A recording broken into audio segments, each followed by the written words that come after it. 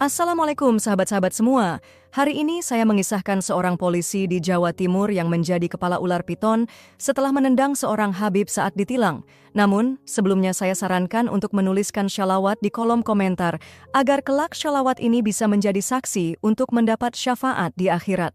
Di sebuah jalan lengang di Jawa Timur, Bribka Suroso berdiri dengan wajah dingin. Matanya tajam mengamati setiap kendaraan yang lewat. Dia dikenal sebagai polisi lalu lintas yang kejam dan tak kenal ampun. Tak peduli apakah yang ia tilang orang miskin atau kaya, tua atau muda, baginya semua sama, sumber uang dan kekuasaan. Pagi itu, sebuah mobil hitam sederhana melaju pelan. Di belakang kemudinya duduk seorang pria tua dengan sorban putih melilit kepalanya. Wajahnya tenang, penuh wibawa. Dia adalah Habib Al-Khair, seorang ulama yang dihormati banyak orang. Bribka Suroso mengangkat tangannya. "Berhenti," perintahnya kasar. Sopir Habib segera menepi. Bribka Suroso berjalan mendekat dengan langkah angkuh, lalu mengetuk kaca mobil dengan keras. "Turun, saya mau periksa surat-surat," bentaknya. Habib Al-Khair membuka kaca dan tersenyum lembut. "Ada masalah, Pak Polisi?" Tanpa menjawab, Bribka Suroso menyuruh sopir keluar dan mulai memeriksa mobil dengan kasar. Dia menendang ban, menghentak kap mesin dengan kakinya. "Kendaraan ini tidak layak jalan. Saya tilang," serunya. Habib tetap tersenyum sabar. "Tapi Pak Polisi, semua surat lengkap dan kendaraan ini tidak ada masalah." Bribka Suroso mendengus. "Saya yang menentukan. Kalau saya bilang bermasalah, ya bermasalah." Lalu dengan arogan, ia menginjak bemper mobil dengan kakinya, menekan keras seolah hendak merusaknya. Para warga yang melihat kejadian itu mulai berbisik-bisik. Tiba-tiba, angin berhembus dingin. Langit yang tadi cerah mendadak mendung. Udara terasa berat, seperti ada sesuatu yang tak terlihat mengawasi. Bribka Suroso merasakan tubuhnya menggigil. Kakinya tiba-tiba lemas. Ia mencoba berbicara, tapi suaranya tercekat di tenggorokan. Tangannya mencengkeram lehernya sendiri, matanya membelalak, tubuhnya gemetar hebat. Para warga berteriak ngeri saat kepala Bribka Suroso perlahan berubah, kulitnya mengelupas, wajahnya memanjang, dan dalam hitungan detik, kepalanya berubah menjadi kepala ular piton besar. Lidah bercabang menjulur keluar, matanya berwarna kuning terang, bersinar menakutkan. Para warga menjerit, berlarian ketakutan. Habib Al-Khair tetap berdiri tenang. Ia menatap Bribka Suroso dengan tatapan dalam. "Ingatlah, siapa yang menindas orang tanpa alasan akan mendapat balasannya. Tuhan Maha melihat." Bribka Suroso meronta, mencoba meraih wajahnya sendiri yang kini bersisik dan menyerupai reptil. Ia berteriak, tapi yang keluar hanyalah suara mendesis mengerikan. Tak lama setelah itu, beberapa anggota polisi lainnya yang menyaksikan perubahan Bribka Suroso hanya bisa terpaku dalam ketakutan. Namun, beberapa dari mereka segera sadar dan bergegas mendekatinya. "Pak Suroso, Anda tidak apa-apa?" seru salah satu rekannya, Aibda Herman. Meskipun jelas-jelas kepala Bribka Suroso sudah berubah menjadi kepala ular yang menjulurkan lidah bercabang. Bribka Suroso hanya mengerang. Suaranya kini bukan lagi suara manusia, melainkan desisan tajam yang membuat bulu kuduk berdiri. Tubuhnya masih berbentuk manusia, tetapi kepalanya telah sepenuhnya menjadi kepala ular piton besar dengan mata bersinar keemasan. Para polisi yang ketakutan segera membawanya ke dalam mobil patroli. Mereka melaju kencang ke rumah sakit terdekat, berharap ada dokter yang bisa menangani kejadian aneh ini. Sesampainya di rumah sakit, beberapa perawat yang melihat kondisi Bribka Suroso langsung berteriak ketakutan. Salah satu dokter senior, Dr. Haryo, mendekat dengan ragu-ragu. Ini manusia atau bukan?" gumamnya dengan wajah pucat. Mereka mencoba melakukan pemeriksaan, tetapi detak jantung Bribka Suroso terlalu cepat, suhu tubuhnya dingin seperti reptil, dan pupil matanya berbentuk vertikal layaknya ular. Semua alat medis gagal mendeteksi kondisinya. Bribka Suroso berusaha berbicara, tapi suara yang keluar hanyalah desisan panjang. Dokter-dokter yang ada di ruangan itu saling berpandangan. Tak ada yang berani menyentuhnya lebih lama. Akhirnya, Dr. Haryo mengangkat tangan tanda menyerah. "Ini di luar nalar kami, bawa dia pulang. Kami tidak bisa menangani hal seperti ini." katanya dengan suara gemetar. Para polisi yang membawa Bribka Suroso saling bertatapan. Mereka tidak punya pilihan lain selain membawanya pulang. Ketika sampai di rumah, istrinya, Busari, yang sedang memasak di dapur, langsung bergegas keluar setelah mendengar suara mobil patroli berhenti di depan rumahnya. Namun, begitu melihat suaminya turun dari mobil dengan kepala ular, panci yang dipegangnya jatuh berdebam ke lantai. Apa ini? Suroso? Ya Allah, apa yang terjadi padamu?" teriaknya histeris. Bribka Suroso hanya bisa menundukkan kepalanya yang kini bersisik. Air matanya atau sesuatu yang menyerupai air mata mengalir di pipinya yang bukan lagi kulit manusia. Busari semakin panik, tubuhnya gemetar, dan ia hampir pingsan. Anak mereka yang masih kecil berlari mendekat, tetapi langsung menjerit ketakutan begitu melihat wajah ayahnya. "Ini bukan suamiku, ini bukan Suroso." Busari menangis dan mundur ketakutan. Bribka Suroso jatuh berlutut. Ia ingin menangis, ingin memeluk keluarganya, tetapi bagaimana mungkin? Dengan wajah seperti ini, ia bukan lagi manusia. Dari luar sana, terdengar suara orang-orang berbisik. Kabar telah menyebar bahwa Bribka Suroso dikutuk setelah menindas seorang Habib. Beberapa warga mulai datang, tapi bukan untuk membantu, melainkan untuk melihat keanehan ini dengan rasa takut dan penasaran. Malam itu, suasana rumah Bribka Suroso terasa semakin mencekam. Angin bertiup kencang dan suara jangkrik terdengar samar di kejauhan. Cahaya lampu di ruang tamu terasa redup, seolah enggan menyinari ruangan. Busari duduk di kursi dengan wajah lelah dan mata sembab, sementara Bribka Suroso berdiam diri di sudut ruangan. Kepalanya yang kini berbentuk kepala ular sesekali bergerak, matanya berkilat dalam kegelapan. Anak-anak mereka telah diamankan di rumah tetangga karena mereka terlalu takut melihat kondisi ayah mereka.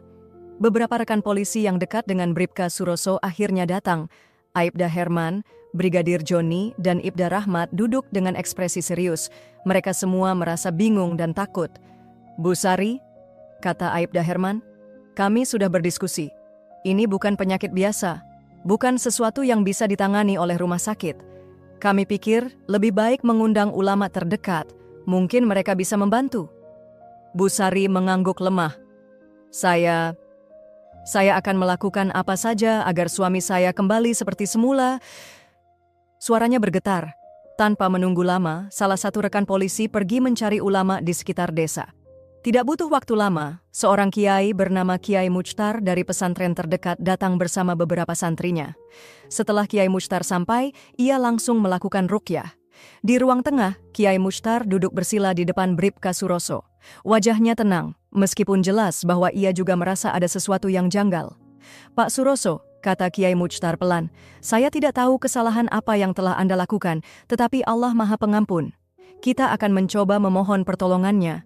Namun Anda harus benar-benar bertobat." Bribka Suroso mengangguk dengan kepala ular yang bergerak perlahan. Kiai Muchtar mulai membaca ayat-ayat suci Al-Quran. Suasana ruangan berubah drastis. Angin yang tadinya hanya bertiup pelan, kini terasa semakin dingin, seolah ada sesuatu yang berputar-putar di dalam rumah. Begitu Kiai Muchtar membaca ayat kursi dengan suara lantang, tiba-tiba Bribka Suroso berteriak keras. Bukan suara manusia, melainkan desisan panjang yang menggema di seluruh ruangan. Tubuhnya mengejang, urat-uratnya menegang, dan kepalanya bergerak liar ke sana kemari. Santri-santri yang menemani Kiai mundur beberapa langkah, ketakutan. Kiai Muchtar terus membaca, tetapi semakin lama semakin jelas bahwa sesuatu yang lebih besar sedang menguasai tubuh Bribka Suroso. "Astagfirullah, ini bukan sekadar gangguan jin biasa," gumam Kiai Muchtar. "Ini sebuah kutukan." Semua orang yang ada di ruangan terdiam. Busari menutup mulutnya, menahan isak tangis. Kiai Muchtar akhirnya menghentikan bacaannya. Ia mengusap wajahnya, lalu menatap Bribka Suroso dengan tatapan dalam. "Saya tidak bisa menyembuhkan Anda," katanya lirih. "Apa maksudnya, Kiai?" Aibda Herman membelalak. "Kutukan ini bukan sekadar gangguan jin atau sihir biasa. Ini adalah hukuman langsung atas perbuatan yang telah dilakukan. Jika Allah belum mengizinkan kesembuhan, maka tidak ada yang bisa mengubahnya." Ruangan kembali hening. Hanya suara angin malam yang berdesir di luar jendela. Nah, setelah Kiai Muchtar pergi, malam itu keheningan melingkupi rumah itu. Para polisi yang hadir hanya bisa duduk termenung, tidak tahu harus berbuat apa lagi. Bu Sari mendekati suaminya perlahan, ia memandang wajah reptil suaminya yang kini terlihat semakin muram. Suroso, apa yang harus kita lakukan sekarang? Bribka Suroso hanya bisa menggeleng. Ia tahu semua ini akibat dari kesombongannya, dari perlakuannya yang semena-mena terhadap orang lain. Aku akan mencari jalan keluar sendiri, katanya lirih. Kalau perlu, aku akan pergi jauh. Aku tidak mau menakuti kalian lebih lama. Bu Sari menatap suaminya dengan mata berkaca-kaca. Jangan bicara seperti itu. Kau masih suamiku, apapun yang terjadi. Matahari baru saja terbit di langit timur, tetapi suasana di rumah Bribka Suroso tetap kelam. Malam sebelumnya, para ulama sudah mencoba menghilangkan kutukan ini, tetapi semua usaha mereka gagal. Kini, Bu Sari merasa putus asa. Dengan tangan gemetar, ia mengangkat telepon dan menghubungi 3 rekan suaminya, Aibda Herman, Brigadir Joni, dan Ibda Rahmat. Halo, Bu Sari, ada apa? Suara Aibda Herman terdengar di ujung telepon. Herman, saya tidak tahu harus bagaimana lagi. Suara Bu Sari terdengar lemah. Tapi saya ingat satu orang yang mungkin bisa membantu. Seorang dukun terkenal di daerah ini. Mungkin dia bisa menyembuhkan suami saya. Ketiga polisi itu saling berpandangan setelah mendengar kabar itu. Mereka tadinya tidak percaya hal-hal seperti ini. Tetapi setelah melihat sendiri kepala Bribka Suroso yang berubah menjadi kepala ular, mereka sadar bahwa ini bukan kasus biasa. Baik Bu Sari, kata Ibda Rahmat, kami akan menjemput dukun itu. Tanpa menunggu lama, mereka berangkat ke desa terpencil tempat dukun terkenal itu tinggal. Dukun itu bernama Mbah Wiryo. Ia adalah pria tua dengan jenggot putih panjang dan mata yang tajam. Orang-orang mengenalnya sebagai dukun sakti yang bisa mengobati penyakit aneh, bahkan yang tidak bisa disembuhkan oleh dokter sekalipun. Ketika para polisi tiba di rumahnya, Mbah Wiryo sedang duduk bersila di depan rumahnya yang sederhana, seolah sudah menunggu kedatangan mereka. Kalian datang karena masalah Bribka Suroso kan? Tanyanya tanpa basa-basi. Aibda Herman menelan ludah. Iya Mbah, apakah Mbah bisa menyembuhkan dia? Mbah Wiryo menghela napas panjang. Aku tahu ada sesuatu yang tidak beres sejak kemarin malam, tapi aku harus melihat langsung kondisinya. Tanpa ragu, Mbah Wiryo bangkit dan mengikuti mereka menuju rumah Bribka Suroso. Setibanya di rumah, suasana semakin mencekam. Bribka Suroso duduk di sudut ruangan dengan kepala ular yang kini tampak semakin menyeramkan. Matanya berkilat emas, tubuhnya semakin dingin, dan sesekali ia mengeluarkan desisan panjang. Mbah Wiryo menatapnya tajam. Kutukan ini bukan kutukan biasa. Ia duduk bersila di depan Bribka Suroso, kemudian mulai merapal mantra sambil mengeluarkan segenggam dupa yang berasap. Aroma mistis menyebar ke seluruh ruangan. Semakin lama mantra itu diucapkan, tubuh Bribka Suroso mulai mengejang. Matanya bersinar semakin terang, dan ia mengeluarkan suara mendesis yang lebih keras. Bribka Suroso berteriak, tubuhnya menggeliat seperti ular yang sedang mengamuk. Semua orang yang ada di dalam ruangan mundur ketakutan, kecuali Mbah Wiryo yang tetap duduk dengan tenang. Namun tiba-tiba sesuatu yang tak terduga terjadi. Mbah Wiryo mendadak tersentak, tubuhnya terhuyung ke belakang. Matanya membelalak lebar dan wajahnya berubah pucat. Tangannya bergetar hebat, seolah ada sesuatu yang merasuki tubuhnya. Tidak, ini bukan kekuatan biasa. Suaranya terdengar gemetar. Tiba-tiba, Mbah Wiryo terbatuk keras lalu memuntahkan darah ke lantai. Para polisi yang melihat itu langsung berlari menghampirinya. Mbah Wiryo, apa yang terjadi?" teriak Brigadir Joni. Mbah Wiryo terengah-engah. Dengan wajah ketakutan, ia mengangkat tangannya tanda menyerah. Aku tidak bisa. Ini bukan pekerjaan jin biasa. Ini hukuman langsung dari alam gaib. Aku hampir kehilangan nyawa." Semua orang di dalam ruangan terdiam. Napas mereka tercekat, tidak percaya dengan apa yang mereka dengar. Mbah Wiryo bangkit dengan tubuh yang masih lemas. "Aku tidak bisa melakukan apa-apa. Kalian hanya punya satu jalan." "Apa itu, Mbah?" tanya Bu Sari dengan air mata berlinang. Mbah Wiryo menatap Bribka Suroso dengan ekspresi serius. Dia harus menebus dosanya sendiri. Hanya dengan itu kutukan ini bisa dicabut. Kalau tidak, ia menggeleng lemah. Dia akan tetap seperti ini, atau bahkan lebih buruk. Setelah mengatakan itu, Mbah Wiryo berjalan keluar dengan langkah gontai, meninggalkan semua orang yang masih terpaku dalam ketakutan dan kebingungan. Di sudut ruangan, Bribka Suroso menunduk. Ia sadar, Hanya dia sendiri yang bisa mengubah nasibnya. Tapi bagaimana caranya? Malam semakin larut, tetapi tidak ada satupun orang di rumah Bribka Suroso yang bisa tidur dengan tenang. Setelah kegagalan Mbah Wiryo, mereka kembali ke titik nol. Tidak ada yang bisa menyembuhkan Bribka Suroso. Di ruang tamu, Bu Sari duduk bersama Aibda Herman, Brigadir Joni, dan Ibda Rahmat. Wajah mereka penuh kecemasan. "Jadi, sekarang apa yang harus kita lakukan?" tanya Brigadir Joni sambil menatap Bu Sari. Bu Sari menghela napas panjang. "Mbah Wiryo bilang, hanya satu orang yang bisa menyembuhkan suamiku, tapi kita tidak tahu di mana Habib Al-Khair berada." Aibda Herman menggeleng. "Kami tidak punya kontaknya. Terakhir kali kami melihatnya adalah di jalan saat kejadian itu terjadi. Setelah itu dia menghilang." Suasana semakin tegang. Mereka semua tahu bahwa waktu semakin sedikit, kutukan Bribka Suroso bisa menjadi lebih buruk sewaktu-waktu. "Bagaimana kalau kita hubungi Kiai Muhammad?" usul Ibda Rahmat. "Beliau juga seorang ulama. Mungkin dia bisa membantu." Mereka semua saling berpandangan. Itu satu-satunya pilihan yang mereka punya saat ini.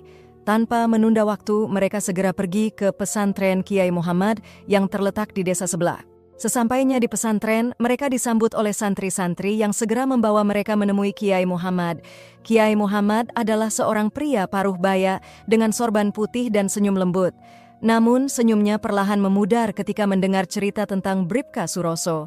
Setelah mendengar semuanya, Kiai Muhammad menghela napas panjang. "Aku bisa mencoba, tapi jika ini benar-benar kutukan yang berasal dari perbuatan Pak Suroso sendiri, maka ini bukan perkara mudah." Mereka semua kembali ke rumah Bribka Suroso, di mana Kiai Muhammad mulai membaca doa-doa dan ayat-ayat suci. Seperti sebelumnya, tubuh Bribka Suroso kembali mengejang. Kepalanya mendesis keras dan matanya bersinar semakin tajam. Namun, kali ini tubuhnya mulai berubah.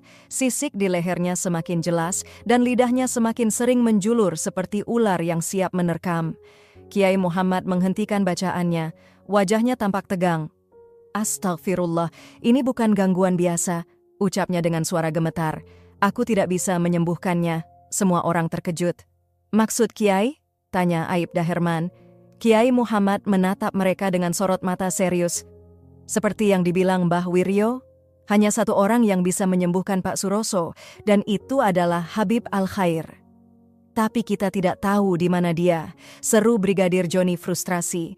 Kiai Muhammad tersenyum tipis. "Jika kalian benar-benar ingin mencari Habib Al-Khair, maka kalian harus mencari dengan hati yang bersih. Dia akan muncul jika waktunya tiba." Mereka semua terdiam, mencerna kata-kata itu. Malam semakin larut dan udara terasa semakin dingin di teras rumah Bribka Suroso. Setelah kepergian Kiai Muhammad, Bu Sari masih termenung, pikirannya dipenuhi kecemasan. Bagaimana jika suaminya tidak bisa kembali seperti semula? Bagaimana jika kutukan ini semakin parah? Di sampingnya, Aibda Herman, Brigadir Joni, dan Ibda Rahmat juga tampak kelelahan. Mereka telah mencoba segalanya, tetapi jawaban yang mereka dapatkan selalu sama. Hanya Habib Al-Khair yang bisa menyembuhkan Bribka Suroso.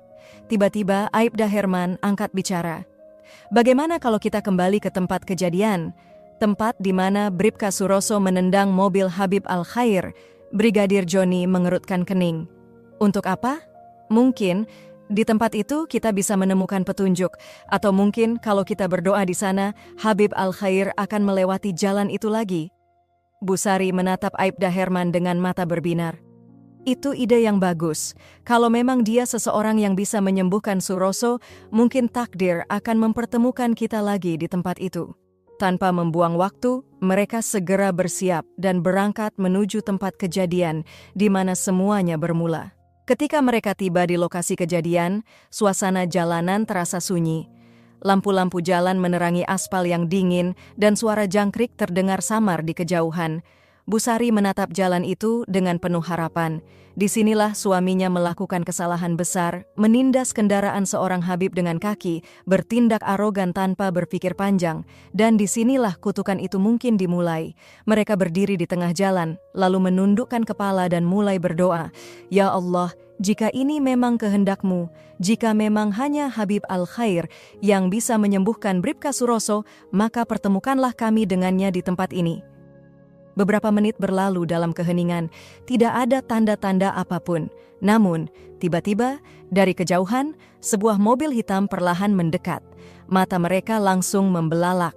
Mobil itu, seru Brigadir Joni. Mereka segera bergegas ke tengah jalan, melambaikan tangan, dan memberi isyarat agar mobil itu berhenti. Mobil itu perlahan menepi, dan ketika pintunya terbuka, mereka semua menahan napas.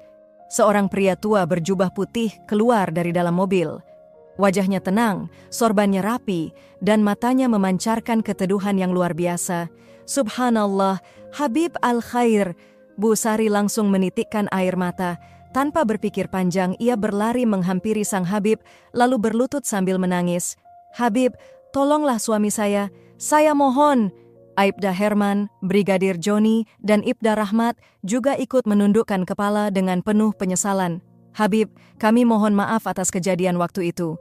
Kami tidak menyangka bahwa ini akan terjadi," ucap Aibda Herman dengan suara bergetar.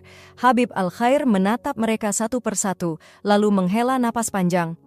"Allah Maha Pengampun, tapi apakah Bribka Suroso sudah benar-benar menyesali perbuatannya?" Tanyanya dengan suara lembut namun penuh wibawa. Bu Sari mengangguk sambil terisak. "Dia sangat menyesal, Habib. Sejak kejadian itu, dia berubah. Dia tidak ingin seperti ini selamanya." Habib Al-Khair tersenyum tipis. "Baiklah, bawa aku ke rumahnya. Insya Allah, jika Allah mengizinkan, kutukan ini bisa dicabut." Mereka semua menghela napas lega. Harapan akhirnya kembali bersinar. Malam itu, ketika Habib Al-Khair tiba di rumah Bribka Suroso, suasana terasa berbeda. Sejak langkah pertama Habib memasuki rumah, tubuh Bribka Suroso yang selama ini terasa berat dan dingin mendadak menjadi ringan. Ketika matanya menangkap sosok Habib Al-Khair, air matanya langsung mengalir deras. Ia tersungkur ke lantai, menangis penuh penyesalan. "Habib, saya mohon ampun. Saya telah bersikap sombong. Saya telah berbuat zalim." Suaranya bergetar. "Saya menyesal, saya ingin kembali, saya tidak ingin menjadi seperti ini selamanya." Habib Al-Khair tersenyum lembut. Tanpa sepatah kata pun, beliau duduk di samping Bribka Suroso dan meletakkan tangannya di atas kepala yang selama ini berubah menjadi kepala ular. Dan dalam sekejap, cahaya putih lembut menyelimuti ruangan. Semua orang yang menyaksikan peristiwa itu menahan napas. Perlahan kepala Bribka Suroso kembali ke bentuk manusia, sisik-sisik yang menutupi lehernya lenyap, dan tubuhnya yang selama ini terasa seperti ular kembali hangat seperti sedia kala. Bribka Suroso tersentuh. Tanpa ragu, ia langsung bersujud di hadapan Habib Al-Khair. "Terima kasih, Habib. Terima kasih. Saya berjanji akan berubah. Saya akan menjadi pribadi yang lebih baik. Saya tidak akan lagi menyalahgunakan kekuasaan saya." Habib Al-Khair menepuk pundaknya lembut. "Allah Maha Pengampun, Suroso. Yang penting adalah kamu belajar dari kesalahan dan tidak mengulanginya." Malam itu, suasana di rumah berubah. Tidak ada lagi ketakutan, tidak ada lagi kesedihan. Semua orang menangis haru, bersyukur atas mukjizat yang terjadi. Setelah kejadian itu, Bribka Suroso benar-benar berubah. Ia menjadi pribadi yang lebih rendah hati dan penuh kasih sayang. Ia tidak lagi bertindak sewenang-wenang, melainkan menjalankan tugasnya dengan keadilan dan ketulusan. Masyarakat mulai mengenalnya sebagai polisi saleh, seorang petugas yang tidak hanya menegakkan hukum, tetapi juga menebarkan kebaikan dan kebijaksanaan. Di setiap tugasnya, ia selalu mengingat satu hal, kesombongan dan kezaliman hanya akan membawa kehancuran. Hanya dengan keikhlasan dan keadilanlah seseorang bisa benar-benar dihormati. Dan di dalam hatinya, ia selalu menyimpan satu pelajaran penting dari peristiwa itu. Allah tidak pernah tidur. Setiap perbuatan, baik atau buruk, akan selalu ada balasannya. Semoga kisah ini dapat kita ambil sebuah pelajaran. Terima kasih atas perhatian Anda semua. Wassalamualaikum warahmatullahi wabarakatuh.